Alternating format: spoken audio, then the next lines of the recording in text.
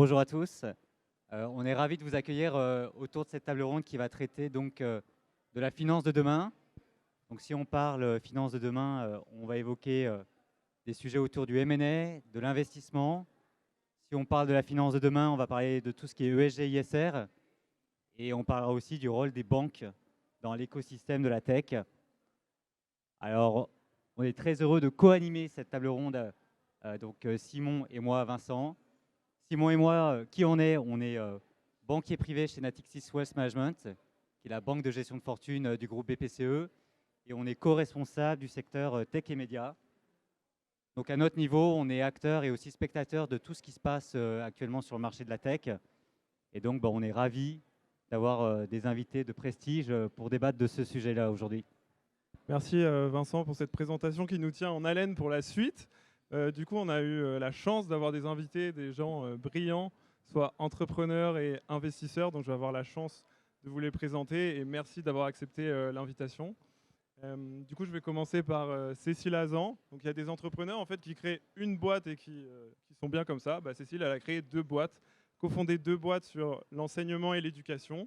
Une première assez traditionnelle et une deuxième qui s'appelle, la première s'appelle École Sup de Paris et la deuxième qui s'appelle YouSchool, qui a fait une entrée importante dans l'EdTech, qui met la technologie au service de l'enseignement.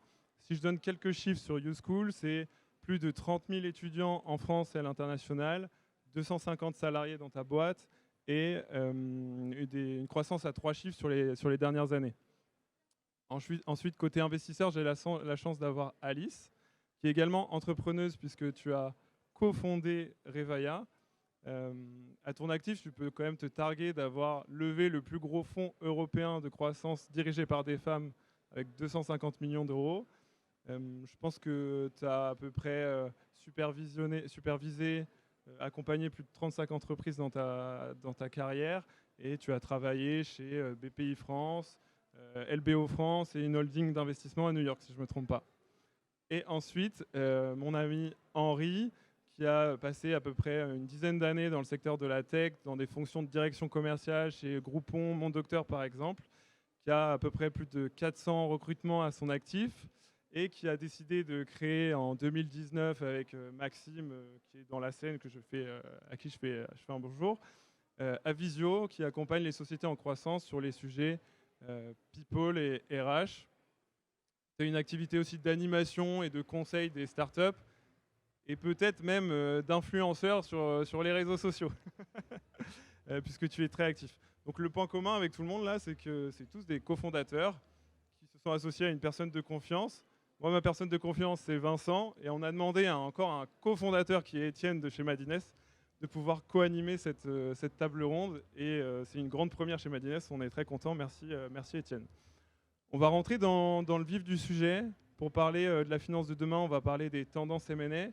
Et je pense qu'il y a quelque chose d'assez important pour comprendre demain. Il faut revenir sur ce qui s'est passé aussi en arrière. On a parlé de l'émergence de tout ce qui est French Tech, des levées de fonds records. On est passé de 1,2 milliard levé en 2015 à plus de 13 milliards. Le coût du financement qui était nul, l'argent ne valait pas d'argent. Du coup, on a vu arriver des méga levées qui ont créé des animaux légendaires qui sont les licornes qui ont émergé et on allait vraiment vers l'hypercroissance. Aujourd'hui, on a l'impression que les règles du jeu ont changé, on le voit dans notre métier, et qu'on se tourne un peu plus vers des choses qui est la rentabilité, qui sont peut-être sains. Et du coup, on aimerait bien avoir chacun votre avis de ce côté-là. Je laisse peut-être poser la première question par Vincent. Donc Alice, la première question elle est pour toi. No pressure. Mais est-ce que tu peux nous faire, en tant qu'investisseur incontournable avec Revaya, un point sur comment était le marché de la tech sur, on va dire, le millésime 2020-2021, ce qu'il est aujourd'hui en 2022 et 2023. Et dernière question, c'est quoi les KPIs maintenant que tu regardes quand tu veux investir dans une boîte? Alors, c'est plein de questions en une question. Merci beaucoup pour cette opportunité. Donc, en effet, pour parler de la finance demain, parlons de nous, nos convictions et ce qu'on a observé sur le marché. Aujourd'hui, notre conviction, c'est qu'on est sur un momentum dans l'écosystème technologique européen. Ça, c'était la conviction de départ quand on a créé Revalia en 2018, c'est que l'écosystème technologique européen a 5, 10 ou 20 ans de retard par rapport à l'écosystème américain, qui a lui déjà créé ces champions mondiaux qu'on utilise tous les jours, que sont les GAFA. Et en fait, il y a eu un rattrapage qui s'est passé au cours des 5 dernières années, où la part de l'Europe dans l'industrie du VC mondial est passée de quelques pourcents à 20% en 2022. Donc on a aujourd'hui une très forte croissance des investissements dans la technologie en Europe. Et cette croissance, elle a été très fortement accélérée en 2021, où on a vu un boom des tours de financement de plus de 100 millions d'euros. On a vu un attrait fort de nos sociétés pour des investisseurs principalement américains, asiatiques, mais aussi on a vu l'émergence d'investisseurs locaux, d'investisseurs européens. Et donc nous, une des convictions au lancement de Revalia, c'est que on est enfin arrivé à un stade de maturité qui permet, à partir de l'Europe, de créer ces champions mondiaux, et que pour créer ces champions mondiaux, on a besoin d'avoir des acteurs locaux, aussi des fonds de growth ou des fonds de VC locaux qui vont pouvoir accompagner ces sociétés. Donc il y a eu une forte croissance. 2021, une année record en termes de montants levés. 2022, on a eu une année un peu plus compliquée, puisque ça n'a échappé à personne qu'on est à une intersection de différentes crises planétaires, d'inflation, de guerre en Ukraine, etc. Et donc, on a eu une forte baisse des valorisations sur les marchés cotés qui s'est reflétée sur le non-coté, avec néanmoins cette tendance de fond qui est celle de... la technologie, on est en train de construire le monde de demain, de digitaliser nos sociétés, que ce soit dans le B2C ou dans le B2B, et ça continue. Et donc, on a peut-être des variations d'année en année, avec 21, une année des excès, 2022, une année qui a été plus calme. Néanmoins, la tendance de fond, c'est celle de la croissance de l'écosystème technologique européen. Et ça, c'est ce qui va continuer, je pense, en 2023-2024. Donc après, on peut rentrer plus dans le détail de ce qui s'est passé exactement, mais je pense que la perspective long terme, c'est qu'on est vraiment sur ce momentum qui a commencé par le financement de sociétés dans les stades de seed, venture, série A, et qui est en train d'arriver sur série B, série C, et toutes ces sociétés jusqu'au tour de pré-introduction en bourse, qui est une des étapes clés pour permettre à ces entreprises de devenir pérennes sur le long terme et d'avoir accès aux sources de capitaux les plus larges possibles.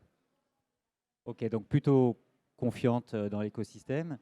Et du coup, sur ce que disait Simon, le pivot hypercroissance renta, toi, c'est quoi ton analyse là-dessus? Voilà, alors, il y a tout un tas de métriques qui intéressent plus ou moins les investisseurs à certains moments. Donc, on a eu peut-être qu'en 2020, 2021, un très fort accent qui a été porté sur l'hypercroissance des sociétés, donc ces entreprises qui recrutent plusieurs centaines de salariés tous les ans, qui sont sur des rythmes de croissance de plus de 100% par an. Et c'est sûr qu'en 2022, les craintes du marché ont fait que le focus est passé de l'hypercroissance à la croissance pérenne, donc c'est-à-dire regarder le bon équilibre entre on augmente l'activité, on croit, mais avec des métriques solides et avec une trajectoire de rentabilité qui est plus stable. Donc, nous, en tant qu'investisseurs, on n'a pas vraiment changé notre manière de regarder nos opportunités d'investissement. Enfin, la question qu'on se pose à chaque fois, c'est est-ce qu'on va financer une société qui va devenir un champion mondial, qui a cette capacité de passer à l'échelle? Ensuite, la question qui se pose, c'est quelle est la trajectoire pour le faire? Est-ce que c'est la bonne équipe? Est-ce qu'on est sur le bon marché? Est-ce qu'on est bien orienté? Et oui, avec un accent qui est de plus en plus important sur la trajectoire de rentabilité de ces sociétés, puisqu'on est dépendant des financements extérieurs, que ce soit des financements des fonds de growth comme Revalia, mais aussi dépendant des financements bancaires, et donc toutes ces questions font qu'aujourd'hui, les investisseurs regardent tous ces critères. On le faisait par le passé, mais c'est sûr qu'il y a encore plus l'accent dessus. Merci beaucoup pour ton analyse et ta vision qui nous donne un peu d'éléments pour comprendre ce contexte. Je vais aller côté entrepreneur. On sait très bien qu'en France, le poumon de la France, c'est les ETI et les PME. Je pense que YouSchool, Avisio en sont des très belles. Est-ce que du coup, le poumon français a toussé en 2022 ? Vous avez vécu de l'actualité chacun de votre côté. Comment vous avez vécu ça du côté entrepreneur? Et je vais peut-être commencer par donner la parole à Cécile. Ok, merci. Alors nous, on est complètement de l'autre côté du miroir et effectivement, c'était un cataclysme. Pas parce qu'on ne sait pas faire autre chose que de l'hypercroissance, mais parce que ça a été très brutal et on n'était pas vraiment préparé à ça. Pour bien expliquer et faire comprendre ce qu'on a vécu, je vais revenir sur du coup notre histoire. Donc YouSchool, c'est une entreprise qui a été créée en 2015. En 2018, on faisait notre première levée de fonds, une petite levée de fonds de 1,7 million. En 2020, on faisait une deuxième levée de fonds autour de 4 millions d'euros. Et en 2021, on lance la troisième levée de fonds, celle qui va marquer l'accélération très forte, notamment avec un développement international, un développement sur d'autres marchés. Et là, on se lance dans une levée de fonds de 25 millions d'euros. Donc là, on rentrait vraiment dans le dur. Et donc, on commence notre levée de fonds à la préparer en septembre-octobre 2021. Et en janvier-février, on reçoit 4 lettres d'intention de fonds pour des levées de 25 millions d'euros. Donc, il y a vraiment beaucoup d'appétit pour l'entreprise. C'est des très, très belles lettres d'intention. On finit par signer une lettre d'intention. Et puis là, commencent les classiques due diligence qui viennent inspecter tout ce qui se passe dans l'entreprise. Et en fait, nous, depuis 2015, notre seule grille de lecture, parce que c'était celle qui nous était demandée par les fonds, c'était l'hypercroissance. C'est-à-dire qu'on était attrayant, on était sexy, on était intéressant si on était en hypercroissance. Et donc, on est passé en 2018 de 500 000 euros de chiffre d'affaires à 26 millions d'euros de chiffre d'affaires en 2021, de 20 salariés à plus de 200. Et donc, on était complètement dans cette trend-là. Donc, on commence nos due diligence sur la base de nos lettres d'intention pour une levée de fonds de 25 millions d'euros. Et arrivé à la fin, à 2 semaines du closing, eh bien, en fait, la stratégie des fonds, de manière globale, a changé. L'hypercroissance n'est plus du tout une grille de lecture pour les fonds. Et en fait, on se fait lâcher les uns après les autres par tous les fonds. Sauf que quand vous êtes une boîte dans l'hypercroissance, vous vivez sur la trésorerie des fonds. Et quand vous arrivez à l'approche de votre closing, vous n'avez plus de trésorerie, vous n'avez plus rien dans les caisses, parce que c'est le moment où en fait, il faut redonner de l'essence dans la machine pour la faire repartir. Et donc là, vraiment, on n'est pas passé loin de la catastrophe. Et donc, on a tout arrêté. On a dit, OK, on stoppe quasiment presque l'activité de la boîte. Et on se recentre parce que maintenant, la grille de lecture, c'est la rentabilité. Tous les fonds veulent voir de la rentabilité. Alors, pas que, hein, évidemment. Mais si on n'atteint pas un seuil de rentabilité dans les 12 à 18 mois, eh bien, en fait, on ne va plus intéresser personne et on ne va plus pouvoir remplir les caisses pour pouvoir nourrir notre croissance modérée, disons. Et donc, on a recentré la stratégie. Il a fallu repenser toute la boîte. Et quand on commence à être sur des tailles de boîte de 250 personnes, ça devient un peu compliqué. Et opérer un virage à 360 degrés pour arriver à refaire une levée, enfin à faire une levée, à repartir sur une stratégie. Cette fois en levant beaucoup moins, on partait sur 5 à 10 millions, mais sur un business plan qui était totalement différent. Et donc heureusement, on avait des super fonds à notre capital qui ont entendu ça et qui ont pris le pari, parce que pour eux c'était dangereux à ce moment-là, de nous faire un bridge, le temps qu'on repositionne toute la stratégie de la boîte et qu'on refasse une levée de fonds. Ce qu'on a fait grâce à nos banques et à nos fonds. Et en fait, on a tout repensé et on est repassé sur une stratégie. Aujourd'hui, si on n'a pas une perspective de rentabilité dans les 12 mois, 18 mois et un matelas de cash qui nous permet de tenir 2 ans, malheureusement, on n'a pas beaucoup de fonds qui nous suivent. Et donc, heureusement, l'histoire s'est bien terminée, mais on était à un stade de maturité qui nous permettait d'avoir cette agilité du business. Et il y a plein de boîtes à un stade beaucoup plus précoce qui n'ont pas eu cette opportunité d'avoir l'agilité, de repenser, de remettre à plat la stratégie et qui malheureusement ont perdu beaucoup de plumes dans ce revirement. Voilà. Merci beaucoup. Henri, de ton côté, comment tu as vécu les choses? Alors, on a la particularité chez Avisio d'être un peu au milieu du gué, puisque on est des entrepreneurs non tech, on va dire. On fait du service, on fait du conseil, donc sur un business model qui est structurellement rentable et quand on le fait bien en croissance. Donc, que ce soit le recrutement ou le conseil, les enjeux sont les mêmes. Et donc, on sert des clients qui sont des clients venture, qui sont la plupart du temps des startups et des scale-up financés par les fonds. Et en même temps, nous-mêmes, on est une boîte rentable, une PME un peu à l'ancienne. Et nous-mêmes, on a vécu en 2022 un LBO et une acquisition par un fonds de private equity. Donc on est un peu à la croisée des chemins entre ces deux mondes-là. Et c'est vrai qu'on a observé chez nos entrepreneurs, et en particulier via, nous, on a des équipes de DRH à temps partagé, donc qui parfois siègent dans les codires. Donc on est dans les codires de plein de boîtes. Et donc on observe de façon assez surprise ce qui s'est passé. Alors certes, on a pris en avril-mai une grande claque sur le haut de notre marché. Donc toutes les très grosses levées de fonds sur lesquelles on vivait chez nos clients, les Gorillaz, les Encore Store, etc., se sont arrêtés d'un coup net, ce que tu racontes, c'est-à-dire il y a vraiment un coup de barre très fort. Et puis depuis, on a une espèce de drôle de guerre depuis 8 ou 9 mois où on demande aux entrepreneurs d'être en capacité de faire non pas un dual track, mais en permanence un peu un triple track, c'est-à-dire, alors le dual track pour ceux qui l'ont pas, c'est que tous les 2 ou 3 ans au moment d'une levée, on peut demander parfois à une banque d'affaires ou parfois à un lever à la fois de sonder le marché sur la possibilité de se faire racheter et à la fois de sonder le marché sur la possibilité de lever les fonds. Et donc on construit 2 business plans et puis on teste les 2 sur le marché. Et maintenant on demande aux entrepreneurs une sorte de triple track permanent, c'est-à-dire en même temps être en capacité de lever des fonds et de générer de l'hypercroissance si on a une fenêtre de marché, en même temps d'être en capacité de revenir très vite à un tunnel de secours, un peu façon tunnel du Mont Blanc vers la rentabilité, on coupe tout, on s'arrête et on roule à 30, et puis en même temps d'avoir en permanence à l'écoute du marché sur le M&A, ce qui est de fait relativement destructeur de valeur, parce que pour 90% des...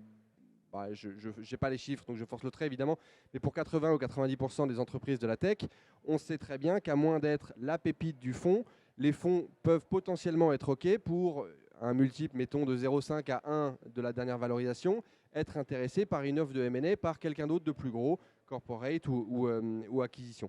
Et évidemment, l'existence de ce potentiel nettoyage de certains portefeuilles va faire que la valorisation structurelle du M&A va diminuer, puisque quand tout le monde sait qu'on peut acheter les boîtes entre 0,5 et 1, personne n'a véritablement intérêt à faire des offres à 1,5. Donc il y a vraiment depuis 8 ou 9 mois quelque chose de très inconfortable pour les entrepreneurs. Il y a effectivement ce que tu dis, cette rigueur d'avoir 24 mois de runway. Et puis en plus, les 24 mois de runway, ça fait 9 mois. Donc au bout d'un moment, ça va finir par faire 36 mois de runway. Une entreprise qui a 36 mois de trésorerie, chez Avisio, on ne les a pas, hein, très clairement. Et donc je suis en ce moment plutôt serein, moi, d'être côté private equity plutôt que d'être côté venture, où il y a des injonctions contradictoires qui sont très fortes. Pour défendre Bien le sûr, venture, vas-y, j'ai te l'impression laisse pas faire, te laisse pas faire. On avait dit qu'on allait taper dessus. contre les fonds de venture. Enfin, de toute façon, on est dans... Il y a toute une chaîne de valeur et chaque maillon de la chaîne est dépendant du maillon d'avant et du maillon successeur. Donc en fait, donc je ne sais pas ce que disent précisément les autres fonds d'investissement. Nous, chez Revalia, on a essayé de tenir le cap et encore une fois, la vision, l'objectif, c'est comment est-ce qu'on crée les champions de demain. Donc c'est vraiment ça. Comment est-ce qu'on donne les meilleurs moyens, les moyens financiers, les moyens humains pour aider nos sociétés à passer à l'échelle et à partir d'Europe, faire des sociétés qui vont devenir, qui vont avoir des milliers de salariés, qui vont devenir vraiment des leaders internationaux. Et il se trouve qu'on est au sein d'une crise planétaire et qu'on est dans un moment où les valorisations ont très fortement baissé sur les marchés cotés, qu'il y a encore aujourd'hui un décalage entre les plus belles sociétés technologiques qui sont cotées en bourse et les valorisations de nos scale-up. Et donc, tout l'enjeu des fonds d'investissement, c'est aider les sociétés à passer du stade de l'amorçage de la start-up à l'ETI, à la PME internationale. Et en faisant cela, on met en effet de l'argent à risque et il faut cet argent qui trouve une certaine rémunération. Et donc peut-être qu'il y a eu des excès, je pense qu'il y a eu des excès en 2021 par le haut avec des valorisations très rapides, des processus d'investissement trop rapides peut-être. Là, on a une correction. Je pense que l'objectif des fonds d'investissement et des entrepreneurs, c'est d'avoir le meilleur alignement possible, rentrer avec les valorisations qui soient les plus faires pour tout le monde, pour pouvoir avoir cette création de valeur qui soit durable. Ce qui se passe en ce moment, en effet, c'est que c'est plus compliqué de lever des fonds que peut-être ce qui a pu se passer en 2021. Et donc, du coup, ça force à une certaine sélectivité. Et peut-être que c'est les sociétés, vous êtes deux très bons exemples de sociétés qui ont réussi à lever ou à se faire acheter dans des bonnes conditions. Donc, ça montre que, et nous, c'est ce qu'on constate avec notre portefeuille, on a 15 sociétés en portefeuille, de la série B jusqu'au pré-IPO. Et ces sociétés, elles sont très bien, elles arrivent à être bien financées. On a Welcome to the Jungle récemment qui a annoncé une série C, qui était aussi un très bel élément. Donc, il y a encore des capitaux parce qu'il y a encore beaucoup de dry powder, donc d'argent disponible dans les fonds d'investissement. Mais toute la question, c'est comment est-ce qu'on arrive à couvrir toute la chaîne de valeur et comment est-ce qu'on peut permettre des sorties qui soient les plus justes, les plus ambitieuses possibles dans un contexte où les taux ont monté, il y a moins de financement par la dette et il y a des fenêtres d'introduction en bourse qui sont fermées, qui fait que ça a quand même poussé les sorties vers l'introduction en bourse de quelques mois, voire quelques années, pour les plus grosses sociétés. Donc je pense qu'il y a peut-être qu'il y a des excès avec des fonds qui disent quelque chose et qui disent autre chose le lendemain au board. Nous, on a essayé chez Revalia de garder le cap. Et par contre, peut-être un des avantages de cette plus forte sélectivité, c'est que ça crée des opportunités. Ça crée des opportunités pour consolider le marché, comme vous l'avez dit, pour créer des plateformes, ça crée des opportunités pour réinventer les modèles, pour éviter les excès. Donc, nous, on a un dicton, c'est que les arbres ne montent pas au ciel. Après, il y a eu peut-être beaucoup d'excès et peut-être retrouver un peu des modèles sains, un peu aussi. Enfin, après, c'est peut-être pas, ça doit pas être tranché de manière extrême, mais Il y a de fait, dans l'observation, le marché 2022/3 ressemble un petit peu au marché d'il y a 4 ou 5 ans, dans lequel, quand une boîte faisait une levée de 10 millions d'euros, on se disait quelle performance. Aujourd'hui, quand une boîte fait une levée de 10 millions d'euros, on se dit qu'ils ont loupé leur levée de 20. Mais néanmoins, avec 10 millions d'euros, il y a moyen de financer de la croissance, il y a moyen d'aller à l'international, il y a moyen de faire plein de trucs. Donc, c'est vraiment pas si catastrophique que ça. Et on est quand même sur un marché qui a eu une croissance, les financements dans la technologie en Europe sur les 5 dernières années ont une croissance moyenne de 35% par an. Donc, même avec la correction en 2022, on est quand même sur, il y a beaucoup plus de moyens, beaucoup plus de capitaux investis, et ça, c'est indispensable, et c'est indispensable que ça continue. Et nous aussi, après, pour aller dans ce sens-là, c'est qu'a posteriori, on est très content d'avoir changé de stratégie parce que l'hypercroissance pendant des années et des années, c'est pas viable pour des dirigeants, c'est impossible à tenir et on n'arrive pas à consolider bien les actifs de la société. Et finalement, on était embarqué dans un trend où en fait, on devait aller chercher en permanence cette hypercroissance.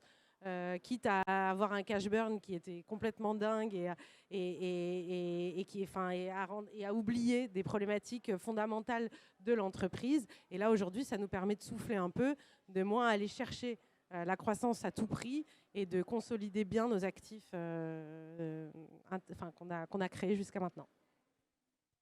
Donc, ce qui est sympa, c'est que vous me faites la transition pour la prochaine thématique. Vous parlez de croissance pérenne / durable. Donc, on va parler de tout ce qui traite de l'ESG et de l'ISR. Donc, pour rappel, l'ISR, c'est l'investissement socialement responsable. Et l'ESG, c'est tout ce qui traite autour de l'environnement, du social et de la gouvernance. C'était des thématiques qui étaient un peu éloignées de la finance. Dans la finance de demain, au contraire, on voit que c'est très ancré dans les mindsets, dans l'écosystème, côté entrepreneuriat comme côté investisseur. Et donc, là aussi, on va faire l'exercice de voir quelle est votre analyse là-dessus. Oui, je suis fondamentalement convaincu que tout le monde a envie de laisser une planète meilleure, mais comment dans les faits ça se passe corrélation entre la performance, l'impact, le développement durable. Et du coup, on voudrait commencer par toi, Alice. Comment ça se retranscrit chez Revalia et quelle est ta vision de cet aspect? Donc nous, cette question, c'est une question qui est vraiment centrale chez Revalia. Donc, on avait 3 convictions au lancement de Revalia. La première, c'est qu'il y avait cet écosystème européen qui était en train de passer à l'échelle. La deuxième, c'est qu'il y avait besoin de sophistication en tant qu'investisseur, de très bien comprendre le marché du venture, du growth, mais aussi le monde des marchés cotés, du private equity pour accompagner les sociétés, peu importe le cycle. Et ce qui s'est passé là sur les 24 derniers mois sont un exemple de cette importance. Et la troisième conviction, c'est le fait qu'en tant qu'investisseur, on a un rôle unique parce qu'on est le point d'intersection entre l'épargne et l'économie réelle et que ce rôle unique nous confère beaucoup d'opportunités pour flécher cette épargne vers les projets qui sont utiles, vers les projets qui ont une mission et pour accompagner les sociétés dans leur trajectoire de durabilité. Et donc, nous, on a construit un fonds d'investissement avec la volonté de mettre encore plus de sens dans notre métier d'investisseur. C'est ce que tout le monde recherche en ce moment. C'est la vie est courte. Comment est-ce qu'on fait pour contribuer à une société qui est en phase avec nos enjeux environnementaux et sociétaux actuels? Et il y en a beaucoup, de plus en plus. Et donc, l'objectif qu'on a, c'est accompagner des entreprises, soit dont le modèle est vertueux, et donc l'éducation, ça fait partie des sujets qu'on trouve très intéressants pour l'avenir, l'environnement aussi en font partie, soit accompagner les sociétés et les encourager à mettre en place les meilleures pratiques pour promouvoir la diversité, l'inclusion au sein de leur board, au sein de l'ensemble des équipes, pour promouvoir une démarche environnementale plus approfondie. On a parlé par exemple de Welcome to Jungle. Welcome to Jungle, c'est une société, c'est notre premier investissement en 2019. C'est une entreprise qui est B Corp. Donc B Corp, c'est ce label américain qui est un peu holistique sur tous les sujets de durabilité. Donc l'objectif, c'est que toutes nos sociétés calculent leur empreinte carbone, puissent mettre en place des plans de réduction de leur empreinte carbone. Donc c'est un des rôles qu'on peut apporter en tant que fonds d'investissement, c'est de créer cet impact, qui soit un impact financier. Bien sûr, notre argent, on nous confie de l'argent, il faut qu'on en donne plus à nos investisseurs, mais avoir de l'impact aussi, créer des sociétés qui vont pouvoir parler et contribuer par leur modèle ou par leur pratique business à ces enjeux-là. Donc maintenant, Cécile et Henri, s'il y a bien quelque chose que j'aime chez vous deux, c'est vous n'avez pas de langue de bois, vous êtes assez cash. Donc là, c'est le moment de vérité. Comment vous implémentez très concrètement l'ESG dans vos boîtes? Et est-ce qu'à la fin des fins, avant un deal, une levée de fonds, c'est un critère qui compte vraiment ou ça passe fatalement encore derrière des sujets de renta ou de croissance? Cécile, vas-y. Alors, dans l'éducation, on a de fait une vocation sociale. Donc forcément, nous, on n'a pas eu à beaucoup travailler les sujets impact, ESG, etc., etc. Néanmoins, je mets au défi quiconque qui essaye de faire une levée de fonds aujourd'hui de ne pas se présenter avec en tout cas une stratégie impact pour prouver que ces sujets sont au cœur de nos réflexions et que, en tout cas, il y a un comité qui se réunit, des KPIs qui sont suivis, une progression par rapport à N-1, N-2. Donc, quel que soit le secteur dans lequel on évolue, on est forcément confronté à cela parce qu'aujourd'hui, je vois très peu de fonds qui ne nous demandent pas ces éléments.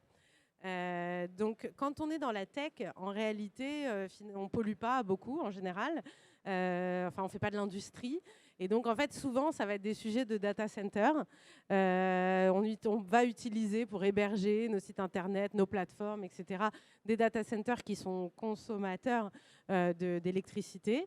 Et donc, l'enjeu, ça va être de travailler avec des partenaires qui ont une responsabilité environnementale forte. Et au-delà des data centers, de faire en sorte que tous nos fournisseurs aient une conscience écologique, impact, ESR importante. Bon, après, quand votre principal fournisseur, c'est Google ou Facebook, je vous avoue que c'est pas évident enfin, en tout cas, on va pas réussir à les convaincre d'être plus responsables. Mais en tout cas, il faut quoi qu'il arrive montrer qu'il y a une démarche et une stratégie au sein de l'entreprise. Et avec des résultats. Avec des KPI et des résultats, bien sûr. Pour le coup, ça va peut-être te décevoir, mais je vais aller dans le sens des deux précédents. Mais il y a un mouvement de fond qui est de dire que, alors évidemment, c'est comme quand tu achètes une maison, la rentabilité, la performance économique, etc., c'est les murs, le toit, etc. En revanche, je crois vraiment que le SISR est passé du statut de l'eau chaude, c'est nice to have, à l'eau froide, quoi. Si tu n'as pas l'eau froide, tu ne vends pas l'appartement. Donc c'est vraiment, ça fait partie maintenant de l'architecture fondamentale des entreprises et c'est très sain. En revanche, il y a deux mouvements de fond que je trouve intéressants et qui éclairent encore un peu plus, qui accélèrent cette tendance. La première qu'on observe nous côté talent, c'est qu'aujourd'hui on a des chiffres très significatifs que je dévoilerai pas fondamentalement, enfin pas forcément, mais de candidats qui ne vont plus dans les entreprises qui n'ont pas de connotation impact, mais véritablement, c'est-à-dire qui refusent des offres, qui refusent des entretiens, etc., qui n'y vont pas. Et donc, au bout d'un moment, on était obligé de parler avec nos clients en disant, en termes de marque employeur, il va falloir faire quelque chose parce que vous êtes en train de vous tirer des balles dans le pied sur votre attractivité talent. Or, malgré un certain rééquilibrage, on est quand même dans un marché pénurique du point de vue du talent. Et la deuxième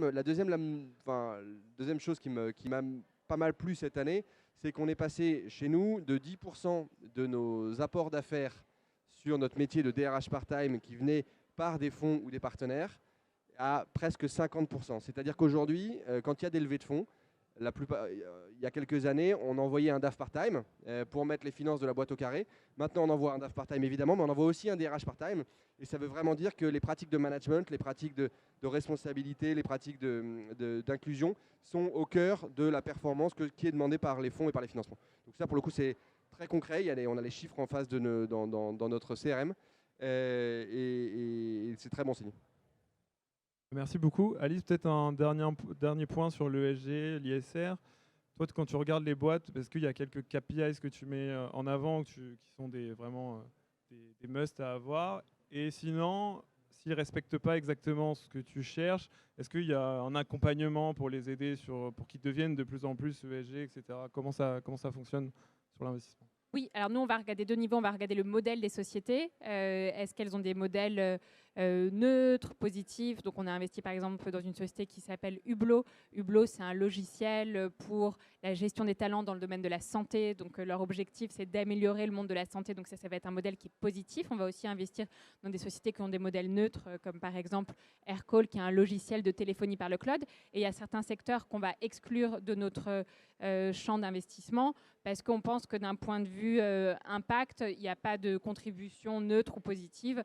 Et donc, c'est tout ce qui va être, par exemple, dans des technologies trop consommatrices en énergie. Donc, voilà. Ensuite, la deuxième question, c'est tout ce pilier E, S et G, l'environnement, le social et la gouvernance. Donc, on va regarder tout un tas de critères. Il y en a une dizaine qu'on va résumer. Et là-dedans, l'objectif, c'est pas tant de dire qu'on n'investit pas dans les entreprises si les pratiques sont pas encore très avancées d'un point de vue gestion de la diversité, gestion de l'environnement, ou de la gouvernance. Mais la question, ça va être comment est-ce qu'on va faire pour que toutes nos sociétés s'améliorent sur ces critères-là.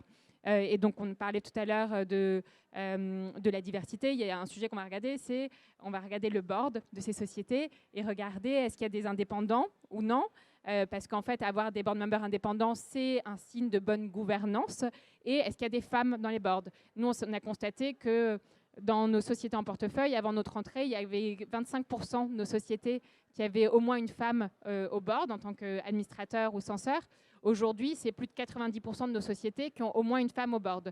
Donc, avoir une femme au board, ça ne veut pas dire que toute l'entreprise est complètement paritaire à tous les niveaux, mais c'est déjà un premier élément et ça veut dire que toutes les sociétés vont pouvoir s'améliorer sur ces axes-là.